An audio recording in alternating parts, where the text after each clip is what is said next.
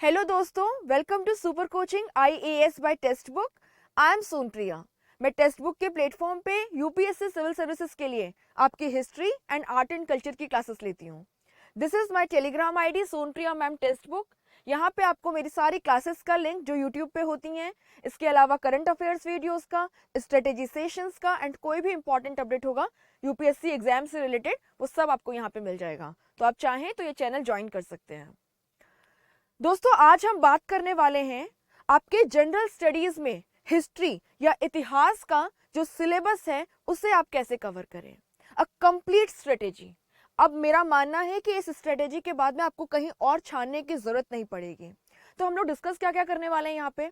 हम लोग यहाँ पे डिस्कस करेंगे कि आपके प्रीलिम्स में हिस्ट्री का क्या सिलेबस है, आपके मेंस एग्जाम में हिस्ट्री का क्या सिलेबस है, दोनों में कंबाइंड अगर हम देखें तो कौन सा सिलेबस कॉमन है, इस सिलेबस का क्या इंपॉर्टेंस है प्रीलिम्स के अंदर, क्या इंपॉर्टेंस है मेंस के अंदर, कितने मार्क्स का हिस्ट्री जो है वो प्रीलिम्स और मेंस के अंदर आपसे पूछा जाता है।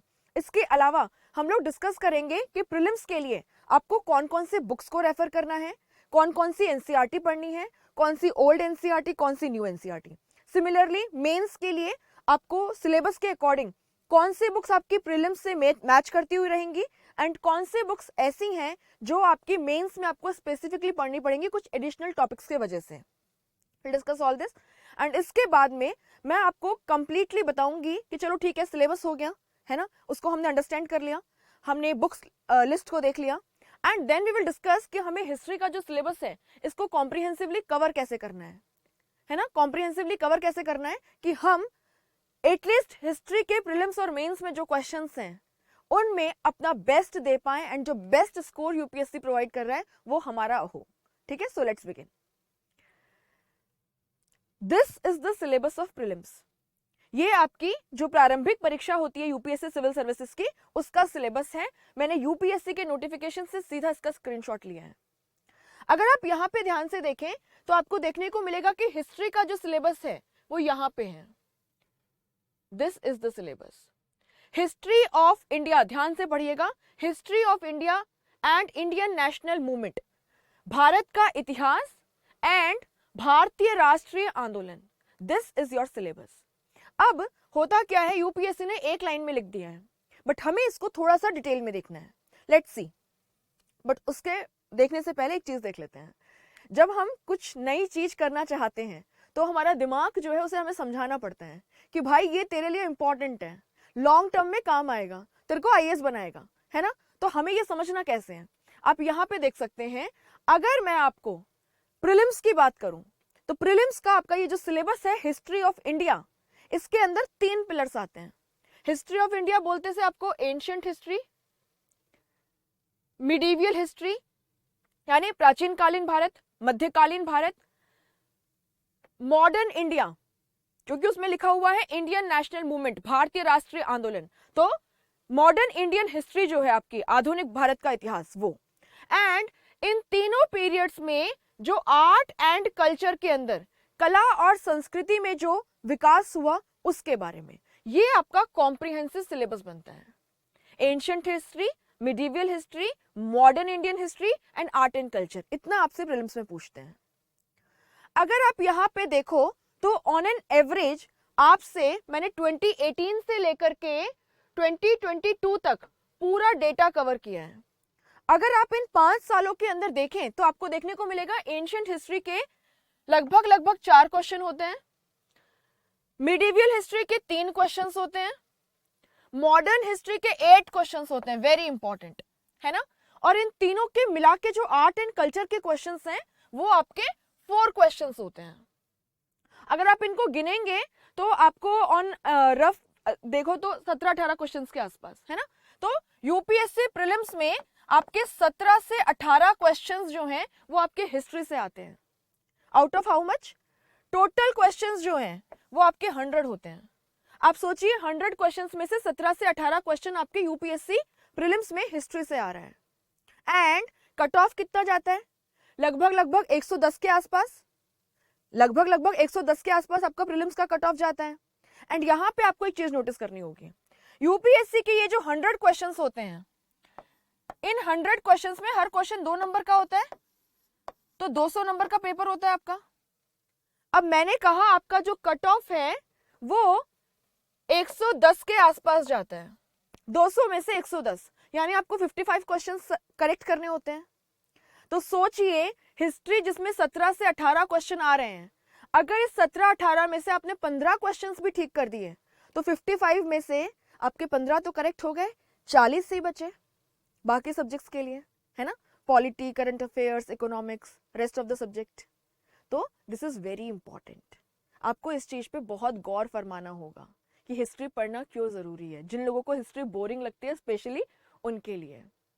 इसके अलावा आपको ये भी ध्यान में रखना होगा, अगर आप हिस्ट्री समझेंगे तभी आप पॉलिटी ढंग से पढ़ पाएंगे, अगर आप हिस्ट्री समझेंगे तभी आप इकोनॉमिक्स को ठीक से समझ पाएंगे, आप अगर हिस्ट्री ढंग से पढ़ेंगे तभी आप इंटरनेशनल रिलेशंस जो है आपका अंतरराष्ट्रीय संबंध उसको ठीक से पढ़ पाएंगे। एंड यस, आपके एसए के पेपर में भी ये आपको एग्जाम्पल्स कोट करने में हेल्प करेगा। बहुत सारे आपको हिस्ट्री से ऐसे उदाहरण मिलेंगे जिनको आप एसए के अंदर कोट कर सकते हैं, स्पेशली आजकल जिस तरीके के एसेज आ रहे हैं, philosophical essays. So history is very important for you. ये तो मैंने बात की प्रीलिम्स की, और मैंने आपको बताया प्रीलिम्स के अंदर आपकी एंशिएंट हिस्ट्री, एंशिएंट हिस्ट्री के अंदर आप बेसिकली स्टोन एज से लेके हर्षवर्धन के पीरियड तक पूरा कवर करते हैं, है ना, हर्षवर्धन के पीरियड तक पूरा कवर करते हैं। मिडिवियल हिस्ट्री के अंदर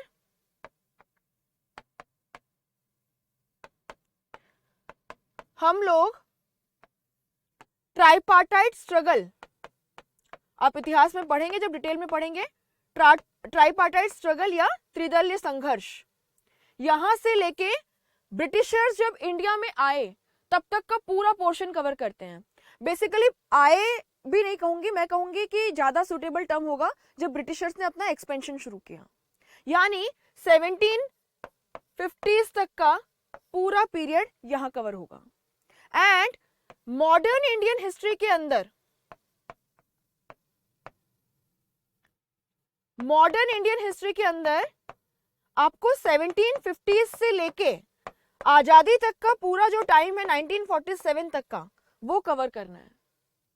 एंड साथ ही में आपको क्या करना है, आपको इन तीनों पीरियड से जो आर्ट एंड कल्चर वाला पोर्शन है, कला और संस्कृति आपका, यानी कि इन पीरियड के अंदर आर्किटेक्चर में, वास्तुकला में क्या डेवलपमेंट हुआ, स्कल्पचर में, मूर्ति कला में क्या डेवलपमेंट हुआ, है ना, कौन कौन से बुक्स लिखी गई इंपॉर्टेंट, म्यूजिक में क्या डेवलपमेंट हुआ, डांस फॉर्म्स कौन कौन से हैं, एंड आफ्टर इंडिपेंडेंस जो इंपॉर्टेंट आपके गवर्नमेंट ने स्टेप्स लिए हैं, इंपॉर्टेंट स्टेप्स जो गवर्नमेंट ने लिए हैं हमारे आर्ट एंड कल्चर को प्रमोट करने के लिए, प्रमोशन के लिए, है ना, उसको प्रोत्साहन देने के लिए क्या स्टेप्स लिए गए, कौन कौन से ऑर्गेनाइजेशंस बनाए गए हैं, ये ऑर्गेनाइजेशंस क्या क्या काम करते हैं, कौन कौन से गवर्नमेंट की स्कीम्स हैं, रिसेंटली कौन कौन से जो बिल्डिंग्स हैं उनको गवर्नमेंट ने रिस्टोर किया है।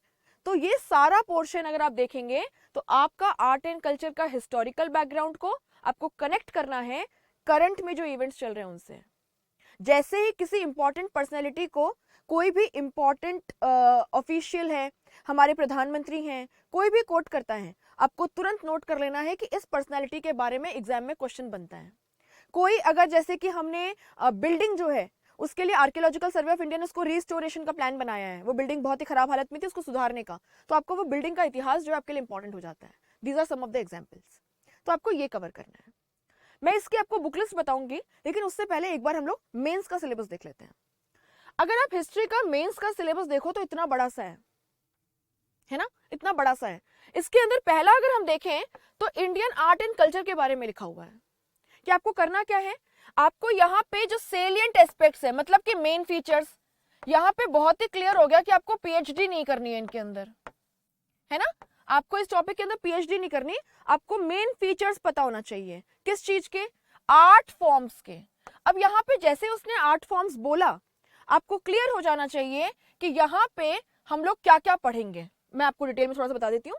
Art forms, literature and architecture from ancient to modern times. अब आप यहाँ पे कनेक्ट कर पा रहे होंगे कि ये आपके प्रीलिम्स जैसा ही है, ये आपके प्रीलिम्स जैसा ही है। तो यहाँ पे हम क्या क्या कवर करेंगे आर्ट एंड कल्चर में, अगर हम डिटेल्ड सिलेबस देखें तो यहाँ पे बच्चों आपको देखने को मिलेगा कि सबसे पहले, है ना, सबसे पहले आपके लिए जरूरी है आर्ट एंड कल्चर के अंदर आर्किटेक्चर,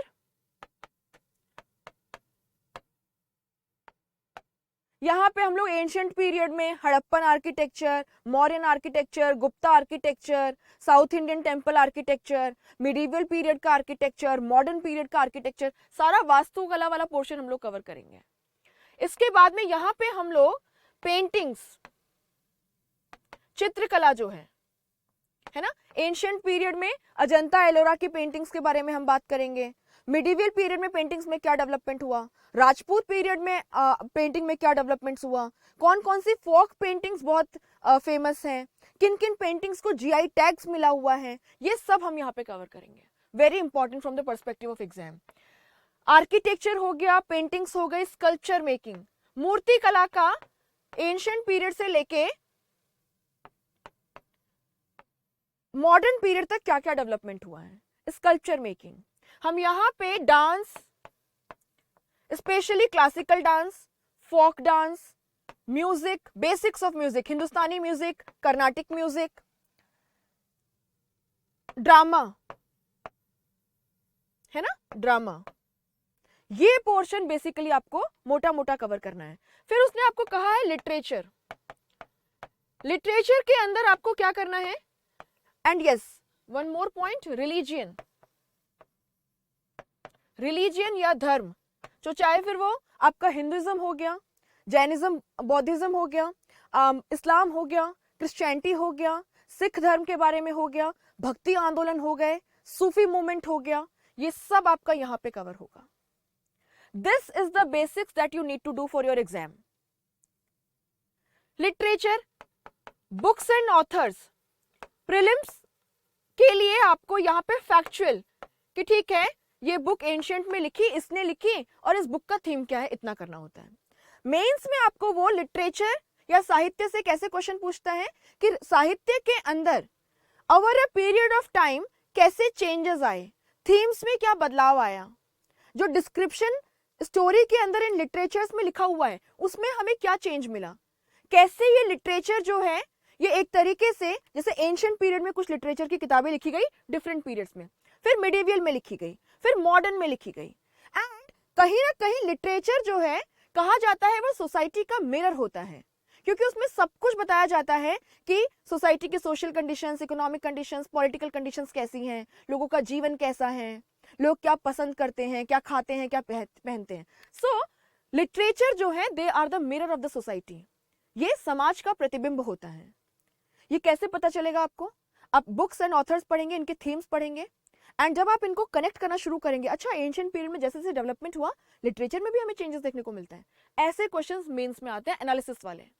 तो प्रीलिम्स में फैक्चुअल पूछता है इससे, मेंस में इससे एनालिसिस वाले क्वेश्चंस पूछता है, जहां पे थोड़ा आपको अपनी तर्क शक्ति एंड विश्लेषण जो है वो करना होता है। सो ये आपका आर्ट एंड कल्चर का पोर्शन है। प्रीलिम्स में इसमें से फैक्चुअल क्वेश्चंस आते हैं, मेंस में इसमें से डिस्क्रिप्टिव या डिटेल्ड क्वेश्चंस आते हैं। अगर हम सेकेंड टॉपिक देखें तो यहां लिखा है मॉडर्न इंडियन हिस्ट्री।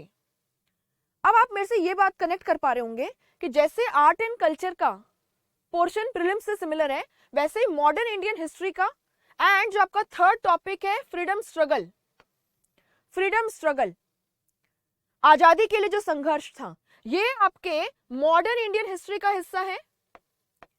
यानी प्रीलिम्स और मेंस दोनों में ही मॉडर्न इंडियन हिस्ट्री बहुत इंपॉर्टेंट है। जैसे कि आपने देखा प्रीलिम्स के अंदर भी मॉडर्न इंडियन हिस्ट्री के कम से कम 7 से 8 क्वेश्चंस आते हैं, है ना, एंड मेंस में इससे 2 इंपॉर्टेंट बड़े बड़े टॉपिक्स रिलेटेड हैं। है क्या सिलेबस आपका, middle of the 18th century यानी 1750 से लेकर के प्रेजेंट टाइम्स तक, प्रेजेंट टाइम्स तक, बेसिकली कहना चाह रहा है 1947 तक, इंडिपेंडेंस तक। फिर बात कर रहे हैं फ्रीडम स्ट्रगल की, फ्रीडम स्ट्रगल की, और यहाँ पे बच्चों जो आपको फोकस करना है वो ये चीज है, इवेंट्स, पर्सनैलिटीज एंड इश्यूज, कि जब आप मॉडर्न इंडियन हिस्ट्री की किताब पढ़ रहे हो तो आपको फोकस किस चीज पे करना है। तो आपको इवेंट्स और इश्यूज लिखा हुआ है। इवेंट्स मतलब कोई इंपॉर्टेंट बैटल्स हुए हैं, उनके क्या रिजल्ट रहा है, उसने कैसे political, economic and social scenario को चेंज कर दिया। तो इंपॉर्टेंट बैटल्स हो गए, लेबर मूवमेंट हो गया, पेजेंट मूवमेंट हो गया, कोई इंपॉर्टेंट घटना हो गई जैसे चोरी चोरा है ना, चोरी चोरा इवेंट हो गया, बारदोली सत्याग्रह हो गया, आपका जलियांवाला बाग हो गया, रॉलेट एक्ट हो गया। तो इंपॉर्टेंट इवेंट्स, इंपॉर्टेंट इश्यूज, ये बहुत इंपॉर्टेंट है आपके लिए। सो सारे बैटल्स इसके अंदर आ गए, है ना, इंपॉर्टेंट इवेंट्स इसके अंदर आ गए, जो कुछ घटनाएं हुई, कुछ मूवमेंट्स जो हुए वो इसके अंदर आ गए। एंड यहां लिखा है पर्सनैलिटीज।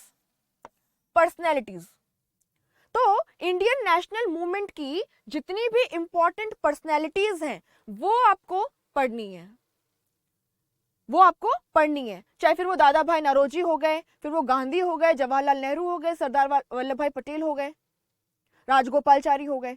इंपॉर्टेंट पर्सनैलिटीज बहुत इंपॉर्टेंट है। जो इंपॉर्टेंट पर्सनैलिटीज हैं इसके अंदर नेशनलिस्ट लीडर्स के साथ साथ में जो वाइसरॉयज, आपके जो नेशनलिस्ट लीडर्स हैं फ्रीडम मूवमेंट के, उनके साथ साथ में आपके जो इंपॉर्टेंट वाइसरॉय हैं, है ना, इंपॉर्टेंट कमिटीज हैं, कमीशंस हैं,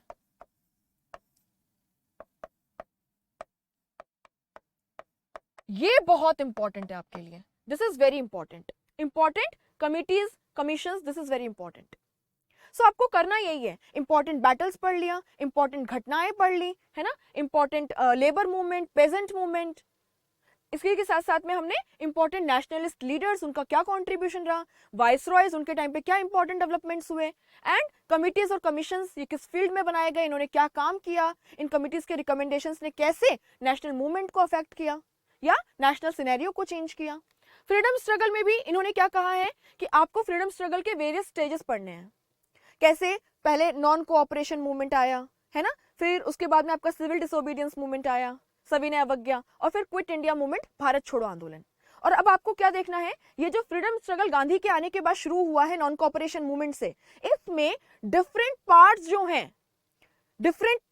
हैं कंट्री के, उनमें क्या क्या इंपॉर्टेंट एक्टिविटीज हुई। तो पढ़ते वक्त इस चीज पे फोकस करना कि भाई शोलापुर में इंपॉर्टेंट इवेंट क्या हुआ सिविल डिसोबीडियंस मूवमेंट के टाइम पे। सिविल डिसोबीडियंस मूवमेंट के टाइम पे नॉर्थ ईस्ट में क्या हो रहा था, सेंट्रल प्रोविंसेस में क्या हो रहा था, यहाँ पे कौन कौन से इंपॉर्टेंट लीडर्स थे और उन लीडर्स ने क्या क्या स्टेप्स लिए। तो जैसे ही आपको ये पता चलेगा, आपको पता चल जाएगा इंपॉर्टेंट टॉपिक्स क्या है हिस्ट्री के, है ना। So you have to focus upon these things. ये तो हो गया वो सिलेबस जो आपका प्रीलिम्स और मेंस का सेम है, art and culture and modern Indian history. दोनों को आपको साथ में तैयार करना है। एंड फोकस क्या करना है, जब आप प्रीलिम्स के लिए पढ़ रहे हो तो आप फैक्चुअल चीजों पे ज्यादा ध्यान दो, एंड जब आप मेंस के लिए पढ़ रहे हो तो कोशिश करना कि फैक्चुअल चीजों को याद करने के साथ साथ में आप चीजों को कनेक्ट कर पाए, लॉजिकली उनको देख करके आप पता कर पाए कि अच्छा ये डेवलपमेंट हुआ और इसमें क्या क्या चेंजेस आए, इसके क्या इंपैक्ट हुए, ये चेंजेस क्यों आए, किसने इसमें रोल प्ले किया, इसका क्या इंपैक्ट हुआ। इस तरीके से आपको पढ़ना है। ये तो हो गया चलो कॉमन टॉपिक जो है जो आपको साथ में पढ़ना है।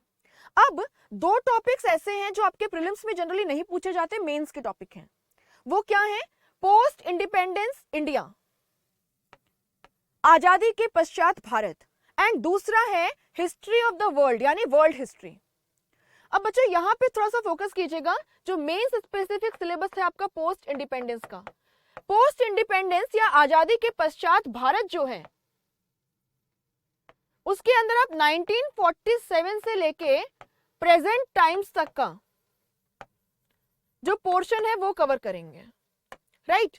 अब आप समझ पाएंगे कि पोस्ट इंडिपेंडेंस में पॉलिटी में कुछ हुआ होगा, कुछ पॉलिटिकल डेवलपमेंट्स हुए होंगे, कुछ इकोनॉमिक फील्ड में हुए होंगे,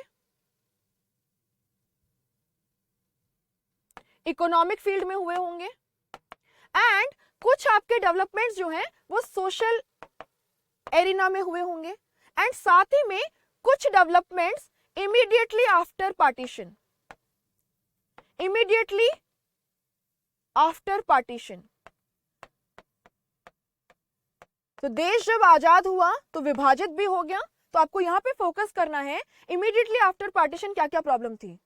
तो इतने सारे लोग रेफ्यूजीज हो गए थे, उनको सेटल करना है, कम्युनल वायलेंस, सांप्रदायिकता के दंगे इतने ज्यादा थे, आपको उनको टैकल करना है।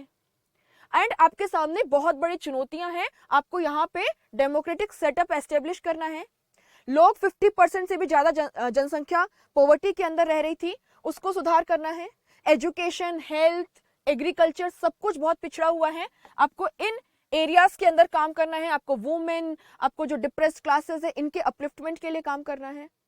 सो अ लॉट मेनी चैलेंजेस, ये आपका पोस्ट इंडिपेंडेंस के अंदर आता है। टॉपिक छोटा है, क्यों छोटा है? क्योंकि आप ये सब कुछ आपके बाकी सब्जेक्ट्स में भी पढ़ेंगे। यानी 1947 के बाद जो कॉन्स्टिट्यूशन डेवलपमेंट हुआ, अभी जो डेवलपमेंट चल रहे हैं वो आप पॉलिटी में पढ़ते हैं। इकोनॉमिक जो चेंजेस आए वो आप इकोनॉमिक्स के अंदर पढ़ते हैं। एंड सोशल चेंजेस जो हैं वो आप सोशल इश्यूज टॉपिक में पढ़ते हैं। तो बेसिकली पोस्ट इंडिपेंडेंस आपका वैसे ही कवर हो जाएगा, बट यस, इस टॉपिक को आपको अगर कवर करना है तो आप इसके लिए एक छोटी सी बुक आती है जो मैं थोड़ी टाइम में आपको बताऊंगी, आप उससे इसको कवर कर सकते हैं। पोस्ट इंडिपेंडेंस में बेसिकली आपको ये सब पढ़ना है। इमीडिएटली आफ्टर पार्टीशन हमारे सामने क्या प्रॉब्लम है, political, economic and social sector में क्या मेजर डेवलपमेंट्स जो है वो हुए हैं, आपको ये देखना है। ठीक है, आपको ये देखना है। यहाँ पे बात करते हैं वर्ल्ड हिस्ट्री की। ठीक है, बात करते हैं वर्ल्ड हिस्ट्री की। बच्चों, वर्ल्ड हिस्ट्री के अंदर सिलेबस में साफ साफ लिखा हुआ है, अगर आप फोकस करें 18th सेंचुरी से लेके आपको सिलेबस कवर करना है 1991 तक, डीकोलोनाइजेशन वगैरह जब तक हुए तब तक का।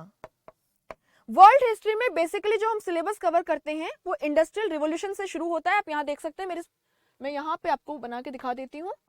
वर्ल्ड हिस्ट्री, विश्व का इतिहास। तो यहां पे आपको कौन कौन से टॉपिक्स कवर करने हैं?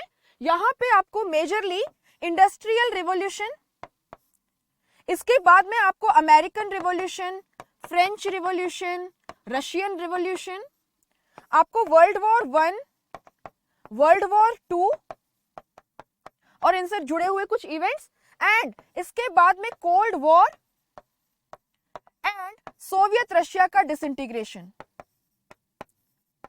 1991। इतना पोर्शन आपको कवर करना है इसके अंदर बस। तो आपको बहुत ज्यादा पीएचडी नहीं करनी है वर्ल्ड हिस्ट्री पे। ठीक है, वर्ल्ड हिस्ट्री पे आपको बहुत ज्यादा पीएचडी नहीं करनी है। अगर हम मेंस के अंदर हिस्ट्री का इंपॉर्टेंस देखें तो आपके जनरल स्टडीज के पेपर 1 में आपसे वर्ल्ड हिस्ट्री पूछी जाती है। अब जब आपसे यहाँ पे वर्ल्ड हिस्ट्री पूछी जाती है तो उसमें 250 नंबर का जो आपका पेपर होता है, 250 नंबर में से आप मान के चलो 80 नंबर का पेपर जो है वो आपका हिस्ट्री से आता है। एंड इसके अंदर भी सबसे ज्यादा क्वेश्चंस कहां से आते हैं? मॉडर्न इंडियन हिस्ट्री से। और उसके बाद में कुछ क्वेश्चंस आर्ट एंड कल्चर के, एक दो क्वेश्चन पोस्ट इंडिपेंडेंस के, और एक दो क्वेश्चन वर्ल्ड हिस्ट्री के। तो आपको यहाँ पे इंपॉर्टेंस ध्यान में रखनी है कि पोस्ट इंडिपेंडेंस और वर्ल्ड हिस्ट्री में हमको पीएचडी नहीं करनी है। ठीक है, इनको हमें एक एक हफ्ते में निपटाना है, खत्म करना है। ये तो हो गया चलो पूरे सिलेबस की बात है ना, डिटेल्ड सिलेबस क्या है आपका। अब आते हैं बुक लिस्ट पे। बुक लिस्ट की अगर मैं बात करूं तो एंशिएंट इंडियन हिस्ट्री के लिए आप आर.एस. शर्मा की जो ओल्ड एनसीईआरटी है क्लास 11th की, इसको फॉलो कर सकते हैं। एंड इसको फॉलो करने के बाद में अगर आपके पास टाइम रहता है तो मैं सजेस्ट करूंगी आपको कि आप जो नई एनसीईआरटी है क्लास 11th की उसको फॉलो कीजिए, एंड क्लास 6 की नई एनसीईआरटी को भी, स्पेशली प्रीलिम्स के लिए। मेंस के लिए दिस इज सफिशिएंट।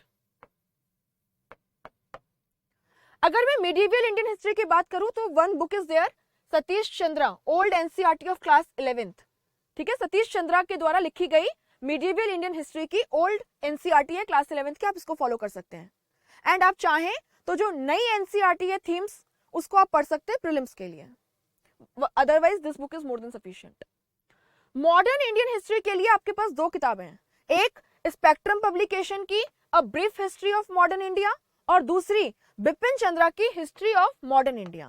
आप प्रीलिम्स में इस पे ज्यादा फोकस कीजिए। एंड अगर आपको कुछ थोड़ा डेटा वगैरह चाहिए, एनालिसिस अच्छे से सीखना है, तो एक बार जब आप स्पेक्ट्रम पढ़ लेंगे उसके बाद आप बिपिन चंद्रा पे आ सकते हैं, for post independence India class 11th की एक नई एनसीईआरटी आती है, क्लास 12th की एक न्यू एनसीईआरटी आती है, politics in India since independence.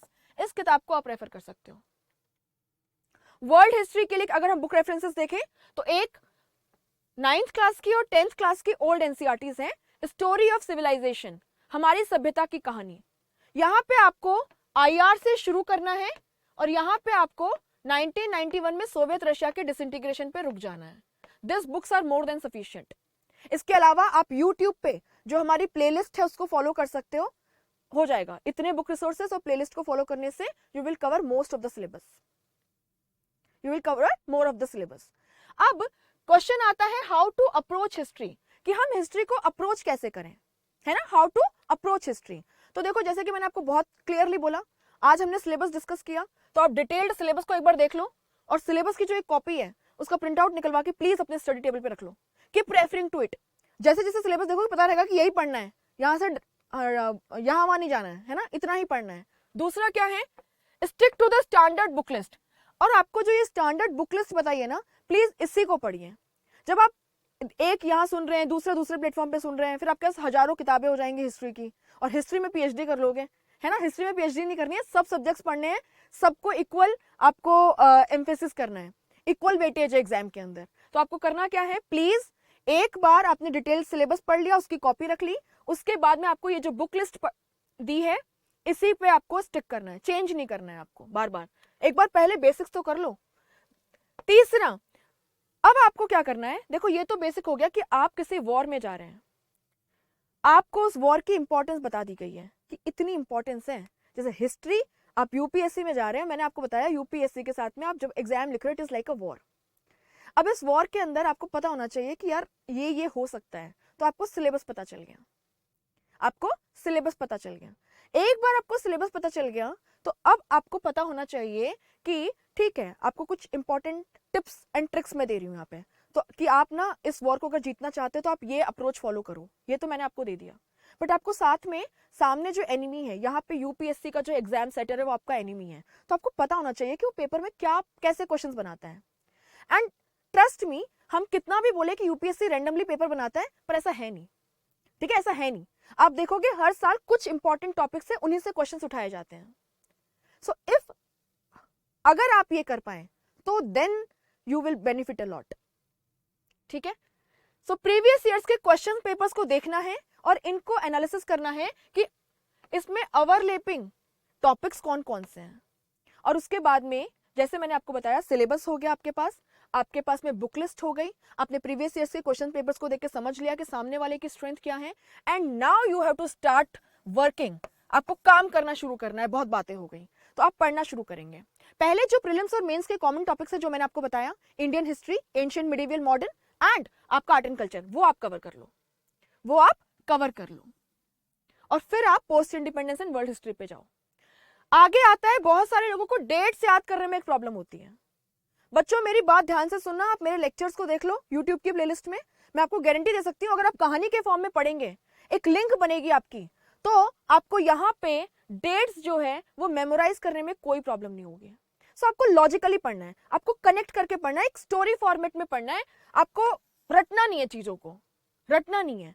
And आपको मल्टीपल रिविजन्स करने, एटलीस्ट वीकेंड्स के ऊपर।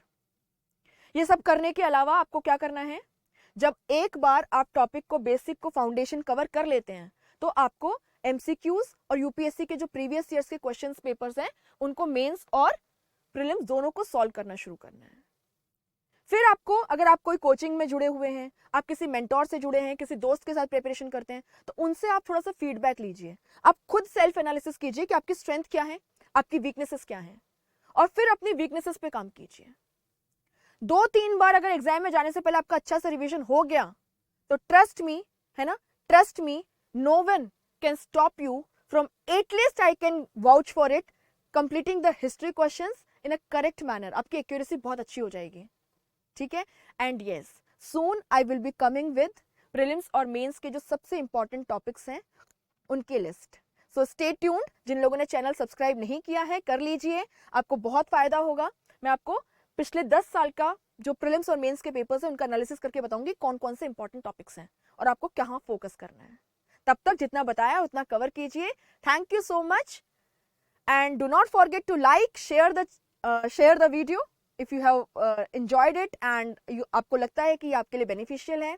बच्चों, अगर आप प्रिपरेशन कर रहे हैं और आपको प्रीलिम्स और मेंस की कंप्लीट तैयारी करनी है तो आप हमारे सुपर कोचिंग के कोर्स को ले सकते हो। यहाँ पे हम लोग आपको video courses, mock test, study notes, live classes, mentorship sessions, answer writing feedback सब कुछ प्रोवाइड कर रहे हैं। All the faculties are there taking your live classes and आपकी जो फीस है this is 3000 rupees per month. अगर आप मेरा कूपन कोड यूज करते हैं सोनप्रिया तो आपको इसके ऊपर 20% ऑफ मिलेगा एंड आपकी फीस हो जाएगी ₹2400 पर मंथ। ठीक है, तो you can subscribe to the course and you will benefit a lot. Thank you so much.